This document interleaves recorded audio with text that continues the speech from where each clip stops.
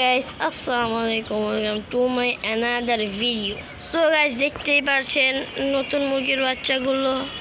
এই মুরগির বাচ্চার জাত হলো ফ্রিজেল জাতের মুরগির বাচ্চা। এই মুরগির বাচ্চার প্রতি পিসি গাইস 500 টাকা করে। এই যে দেখতেই পাচ্ছেন এখানে একটা সাদা মুরগি আছে, আবার গলাচিলা মুরগিও আছে, দেখতেই পাচ্ছেন গাইস। সো গাইস এখানে দেখতেই পাচ্ছেন যে 6টা মুরগির বাচ্চা আছে, 6টা থেকে 2টাই গলাচিলা।